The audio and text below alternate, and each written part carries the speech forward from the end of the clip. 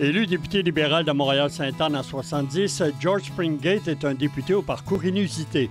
Policier à la Ville de Montréal, joueur de football des Alouettes, diplômé en droit et en psychologie.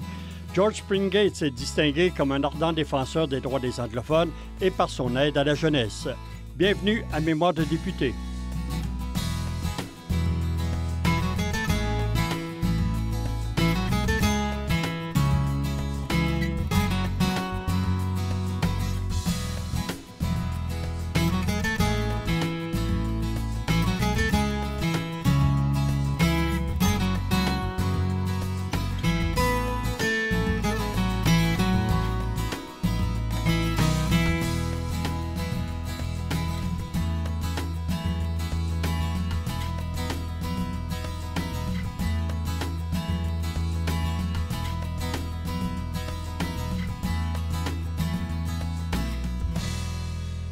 Bonjour, M. Springate. Bonjour.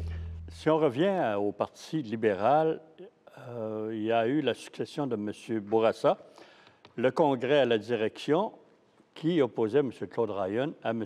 Raymond Garneau. Pourquoi vous avez appuyé M. Ryan plutôt que M. Garneau? Facile. J'ai été approché par M. Garneau et Victor Goldblum, qui était son whatever, OK.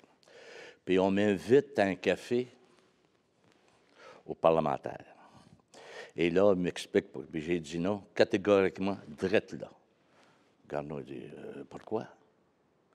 Pourquoi? Vous ne savez même pas qui va être mon adversaire, puis vous dites non. Vous allez appuyer monsieur ou madame inconnue. J'ai dit, vous avez été élu le premier temps que moi, le 29 avril 1970. J'ai dit oui. J'ai dit là, ça fait 7 ans et demi, et c'est la première fois que vous me parlez. Puis vous pensez que je vais vous appuyer? Are you crazy? Ça finit de même. Puis j'ai été obligé de supporter Claude Ryan. Drôle de pistolet, lui, là. Oui, vos relations avec M. Ryan, comment c'était finalement? Facile, mais lui, un autre caractère. Puis il n'a jamais été à l'aise comme politicien. En réalité, il ne savait pas comment être chef d'une parti politique ou des députés. Je vais vous rencontrer 2 histoires. Okay. Dans un caucus, il dit, nous, de notre parti, nous allons voter oui ou contre quelque chose. Okay. Une demi-heure plus tard, même caucus, il dit, tout le monde, vous allez passer une soirée de nomination. Il faut gagner votre nomination pour être candidat. Là, il y a un député qui a été élu en 66. Il dit, bien, M. Ryan, j'ai un problème avec ça, là. Vous me dites que je vais avoir une nomination. Ça veut dire c'est mes gens de mon comté qui sont membres de mon association qui vont dire si oui ou non je suis le candidat. Oui. Parfait. Comme ça. Comme ce n'est pas vous qui me dites, moi, je vais suivre les directives de mes membres qui vont voter pour moi. Vous ne me direz pas comment voter. Le pauvre Ryan, il ne savait pas sur quel pied danser. Il n'avait pas pensé à ça. C'est quelque chose. Deuxièmement, lors d'un conseil national supérieur du parti à Lennoxville, lui, à sa manière, il se décide tout seul de faire une liste des critères pour être candidat au Parti libéral. Aïe, aïe, aïe, aïe, aïe, aïe. On se regarde. Moi, je savais que je n'étais pas pour être candidat, mais je ne pourrais jamais rencontrer ces normes-là. Anyway. Comme ça, en sortant de la salle, il y a Jason Moskowitz de CBC, un ami. Il dit, George, qu'est-ce que vous pensez de... Ben, j'ai dit, tant que moi, on va avoir 2 candidats, Claude Ryan et Jésus-Christ. Ben, je ne suis pas convaincu que Jésus-Christ va rencontrer toutes les normes. Puis ça passait à travers le pays. Puis Ryan n'était pas content, mais je lui ai dit le lendemain matin, avant que vous parlez au nom de toute partie, là, vous avez des gars qui savent comment gagner des élections. Bien plus que vous. Anyway, oh non, il est bon gars, orateur, non, terrible orateur, mais brillant, ben, c'était toujours à sa façon. Puis en politique, c'est pas toujours à ta façon. Il faut parler à d'autres. Parce que n'oubliez pas, on avait tous gagné nos sièges, nous autres. Nous n'étions que 23, on les a gagnés. En 80, c'est le référendum déclenché par le Parti québécois sur la souveraineté association. Vous étiez dans le camp du Nord, c'est bien sûr. Quelle campagne, quelle activité vous avez fait dans ce camp-là? Moi, j'ai voyagé à travers la province. OK. Ça, c'était facile. On a eu un problème à Saint-Henri. Claude Ryan vient pour parler. Puis rien que lui qui va parler, j'ai dit, écoute, j'ai représenté cette circonscription-ci pour 6 ans et demi, mais maintenant, je suis à côté comme Westmount. Moi, je vais parler aussi. Là, moi, je parle. Puis finalement, respect. Puis c'est là où j'ai sorti le drapeau. OK? C'était à l'envers, ben oui. J'ai sorti. Puis en réalité, on vote pour ça. On ne vote pas pour tout ce qui laisse. On oublie tout ça. This is what we vote for. Le drapeau canadien. C'est ça. Puis, pauvre Ryan, parce que lui, après, on le constitue, on vote pour ça. En réalité, comme en 70, quand on a gagné nos élections, nous avons parlé de 2 choses. 100 000 jobs, fédéralisme. Ici, dans le référendum, on parle de quoi? Il faut donner quelque chose au lecteur, il comprend tout de suite. Pas besoin de parler, puis c'était ça. L'image. C'est l'image. Ça, c'est mieux que toutes d'autres choses. Puis Ryan n'a jamais été capable d'accepter ça. Ce qui m'a fait peur durant le référendum, le mot de question, il était si long que ça. Puis, il y avait des anciens députés ministres qui se sont fait battre en 1976, que eux, Jean-Paul Lallier, lui, il nous présentait qu'on devrait voter pour. Are you crazy? Monsieur le député de Westmount. Les membres du Parti québécois essaient d'induire les Québécois en erreur. Il n'y a pas un, Monsieur le Président, qui a parlé de leur vrai programme. Il n'y a pas un qui a parlé de leur vrai but, la séparation du Québec du Canada. Il n'en parle pas, Monsieur le Président. Il suit toujours l'exemple qui a été donné par le ministre des Affaires intergouvernementales, lorsqu'il a adressé une lettre à un autre ministre. Parlez-en pas, mettez ça dans votre poche. Il ne faut pas dire que le Canada, c'est un pays étranger. Il ne faut pas en parler. Parlez pas de séparation. Bien, Monsieur le Président, l'indépendance, c'est leur vrai but. Ben non.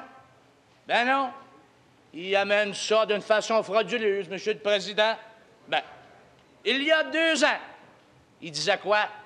Que si jamais le Québec deviendrait indépendant, ça se peut qu'on demandera aux Québécois de serrer la ceinture.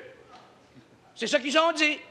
Ils nous ont pas dit de quelle façon, de quelle manière, de quel montant.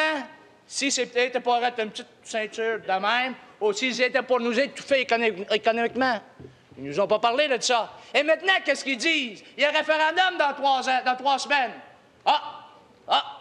Nous allons augmenter les pensions de vieillesse. Ayez pas peur. Ils nous ont pas dit comment.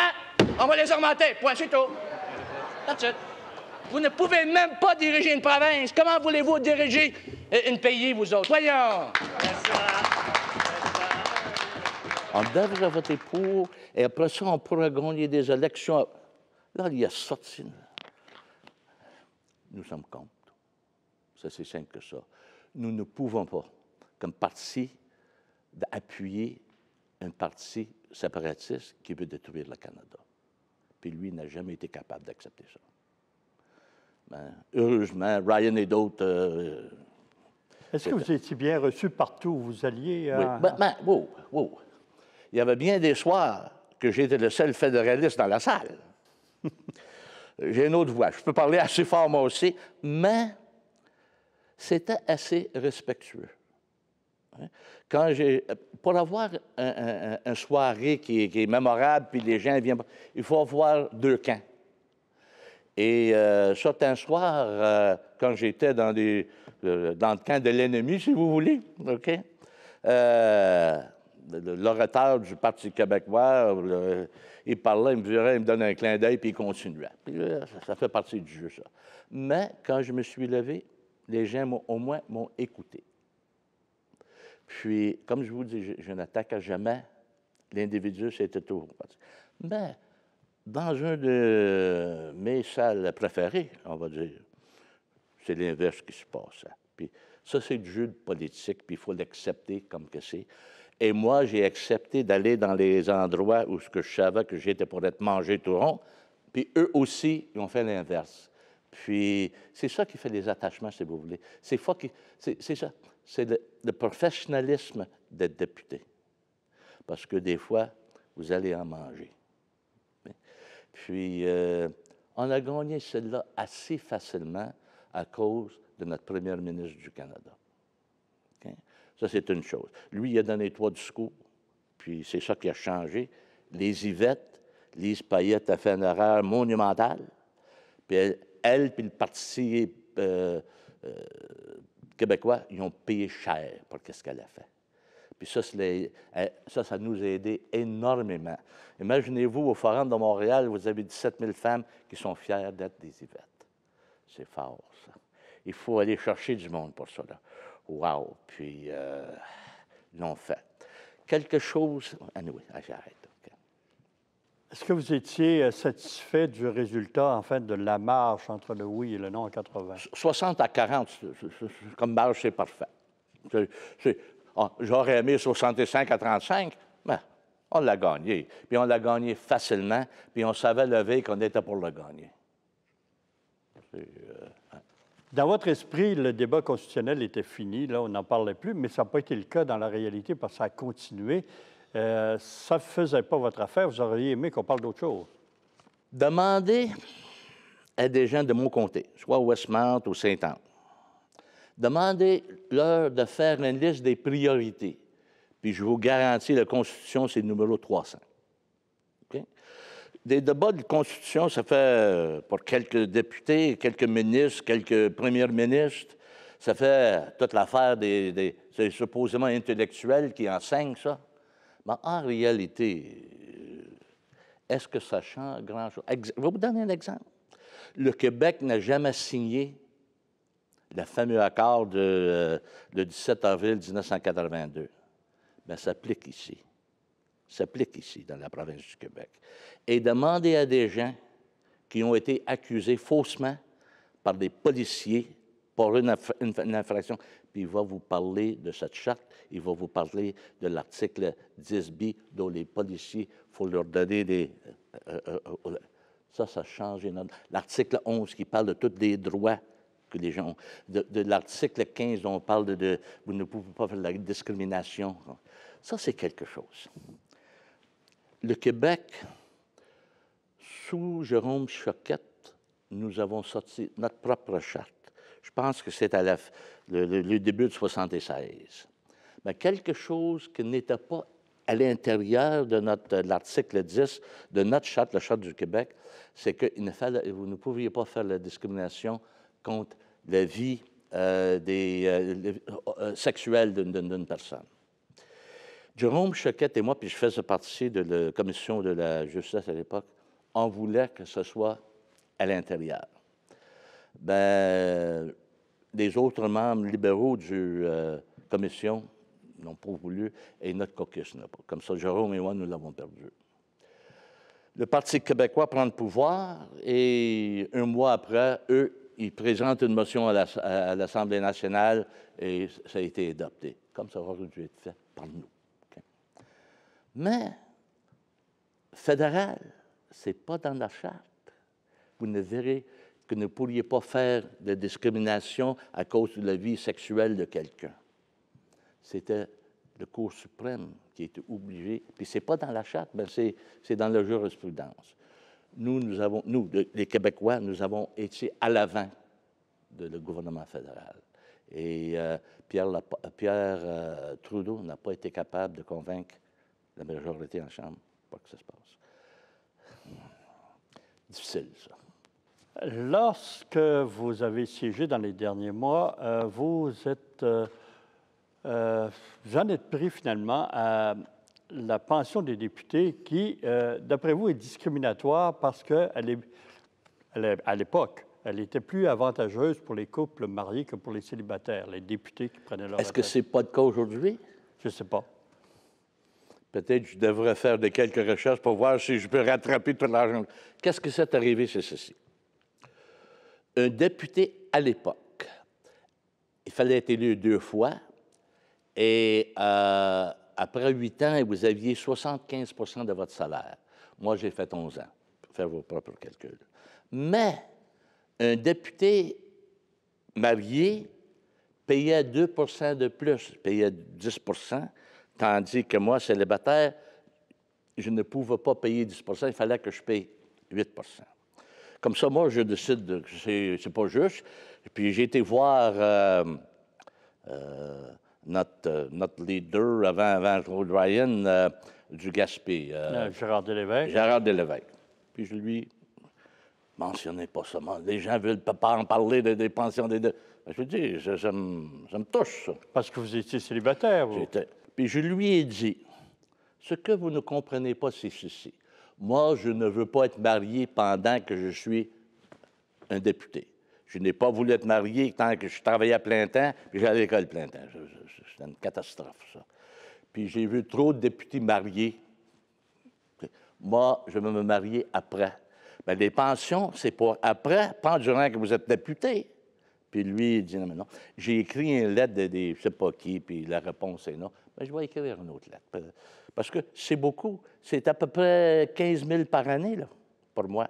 N'oubliez pas, moi, puis je vais dire merci à tous les Québécois, parce que moi, je reçois une pension depuis le mois d'avril 1981. C'est beaucoup. Merci. Justement, en 81, vous avez annoncé que non, c'était fini la politique. Oui. Est-ce que vous étiez déçu de la politique? Non. Premièrement, j'avais fait 11 ans. Rentré jeune, j'ai quitté jeune. Okay? Puis en politique, c'est ça qu'il faut faire. Vous rentrez jeune, vous n'avez pas d'argent. Ou vous venez vers 63, 64, puis vous avez gagné votre argent. Okay? Et moi, j'ai tout repensé. 3 termes, ça en est assez. J'avais peur de devenir un politicien professionnel, puis j'avais perdu avec le Bill 101. J'ai perdu ma gageure, si vous voulez, et je voulais faire d'autres choses. Dans la vie, vous pouvez faire des choses comme député que vous ne pouvez pas faire ailleurs. Mais, une fois la carrière de politicien finie, vous pouvez faire bien des choses que vous n'étiez pas capable de faire pendant que vous êtes député. Et c'est ça que j'ai trouvé. Moi, je savais qu'est-ce que j'étais pour faire après. J'avais tout préparé mes affaires. D'autres députés ne le font pas, puis ils se sont fait manger tout rond. Moi, je savais, les choses étaient en place. J'ai enseigné plein temps. J'avais 2 programmes de télévision par jour. J'écrivais dans des journaux. Je donnais des discours tout partout. Banque Royale, General Motors ailleurs, des discours sur la motivation. Good life. Quand vous avez quitté, vos amis, vos supporters, vous ont organisé une belle fête à Montréal, ce qu'on appelle, nous, un bien cuit. Oui. Et là, bien, vous avez vite transformé ça, parce qu'il y avait beaucoup de monde, à une collecte de fonds pour les jeunes de l'hôpital Shriners, je pense. C'est ça, oui. Ça a été un bon succès, ça. Oui. 1600 personnes. Okay. Bien des gens quittent la politique qui ont une petite soirée de 100 personnes. Chez nous, c'était 1600 personnes qui ont payé de l'argent, puis c'était toute une soirée. Bien, n'oubliez pas, moi, je savais, puis CBC l'ont filmé, puis parce que j'étais pour travailler pour eux autres. Comme je vous dis, 2 programmes de télévision par jour, un programme de 12h05 à 12h30, entrevue, comme qu'on fait maintenant, et aussi, je faisais les sports le soir, tard le soir. Ça aussi, ça m'a remis dans la population d'autres choses que député. Puis le sport, football. C'était bien planifié, puis j'enseignais à plein temps aussi. La vie après la politique, c'est beaucoup. C'est une belle vie pour vous.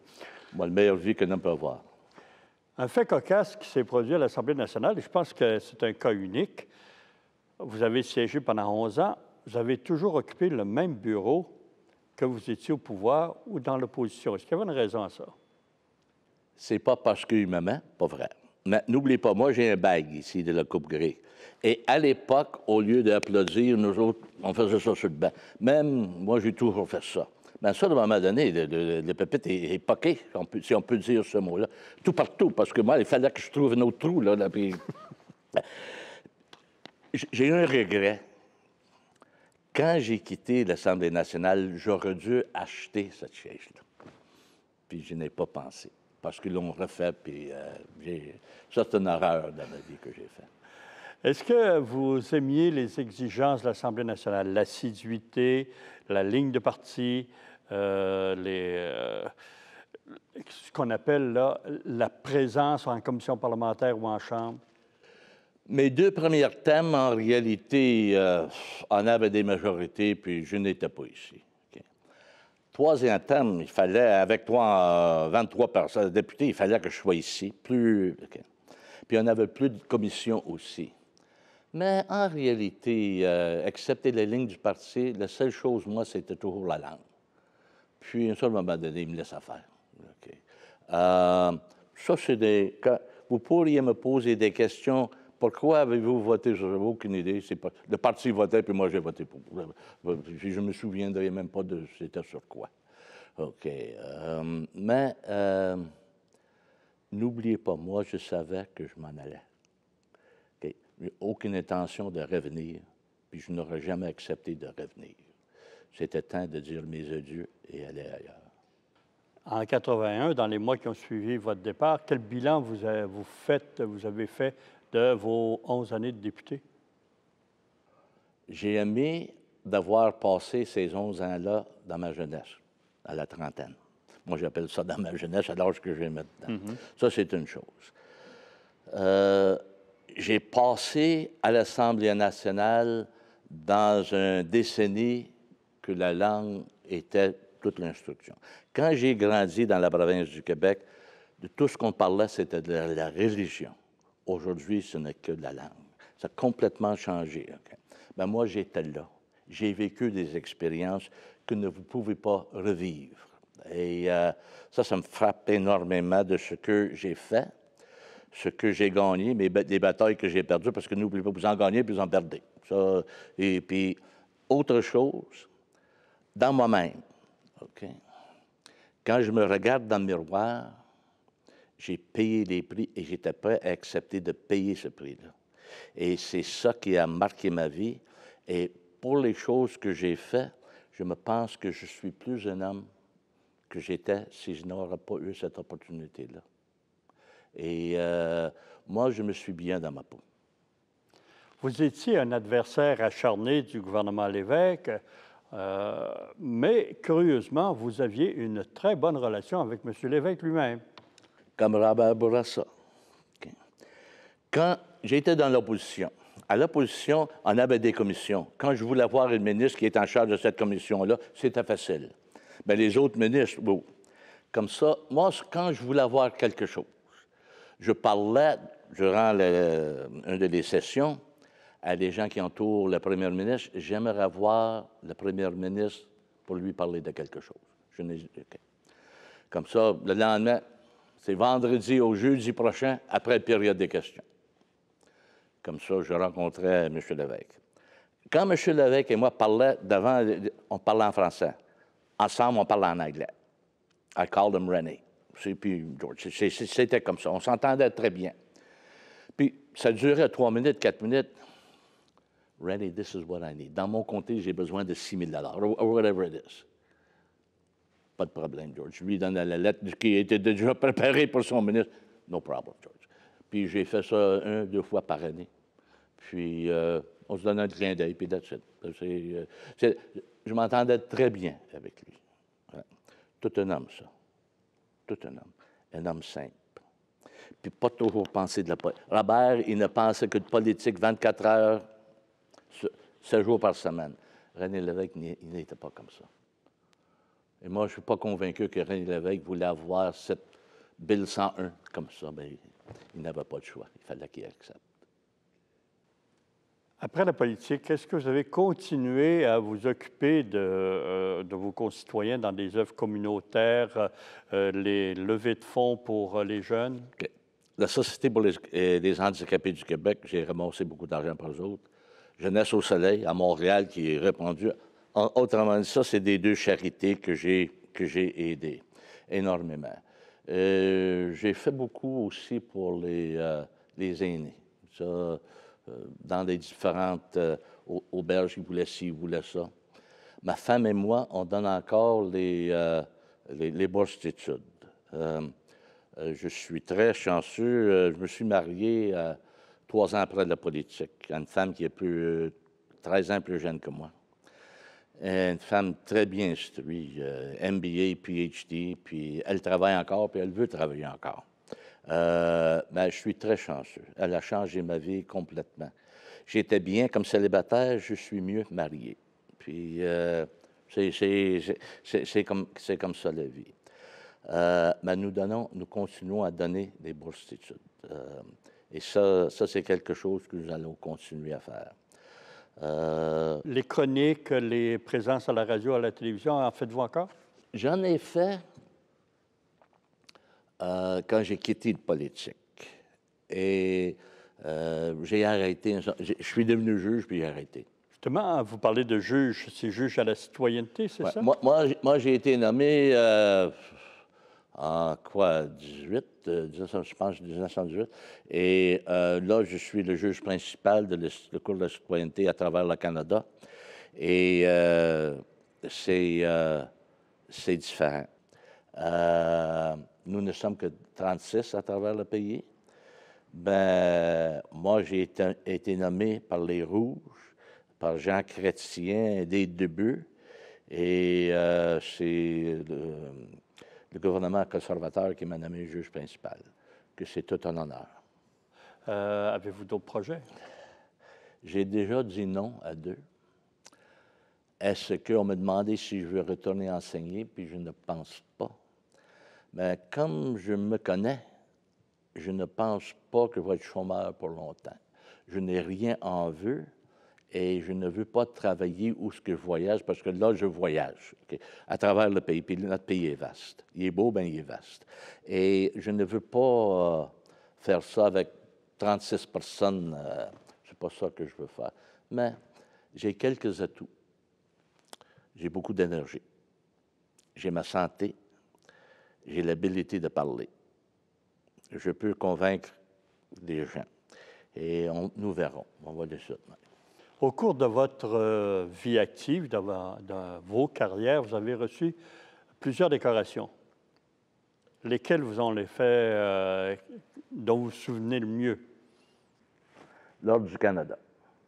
Ça fait 25 ans. Et c'est tout un honneur. Et je le porte, l'épinglette, toujours. Que j'ai été capable de jouer avec une gang de gars, 32 en tout, et nous avons remporté une Coupe Grey. Je porte la bague toujours, comme ça. Ces deux choses-là sont toujours avec moi. Puis c'est un immense, je ne dirais pas plaisir, mais ça me fait chaud au cœur, je vais dire ça. Une bonne fierté. Une bonne fierté. Troisièmement, chez nous, où ce que je demeure, Pierrefonds, ils ont nommé, pendant que je suis en vie, un centre sportif de 24 heures, 23 heures dans mon nom. Ça aussi, c'est tout un sens de fierté. Il y a 2 autres choses. Dans ma vie, j'ai reçu 2 doctorats en droit honoris causa. Bien déjà, 1, 2, sont rares, ces gens-là. Et le deuxième, c'était à Concordia, au mois de juin 2012. Et qu'est-ce que ça m'a fait au cœur? J'avais gradué de Concordia 47 ans plus tôt. Et c'est l'ancien premier ministre, M. Lesage, qui était l'orateur. Puis, mais là, cette année-là, à Place des Arts, c'est moi qui étais l'orateur. Et de recevoir un doctorat, de recevoir l'Ordre du Canada, ça veut dire que vous avez fait quelque chose dans votre communauté. Okay? Beaucoup. Deuxièmement, de recevoir un doctorat honoris causa, ça, c'est que l'école pense que vous aussi, vous avez fait des choses. Et de le recevoir dans l'école où vous avez gradué, ça ne peut pas être mieux. En réalité, j'ai passé toute une vie. Puis, Gilles, quand je meurs, pleurez pas pour moi. J'ai eu la meilleure vie qu'un homme peut avoir. Et je l'ai fait à ma façon. Comme Frank Sinatra a dit, I did it my way. Merci, M. Springate.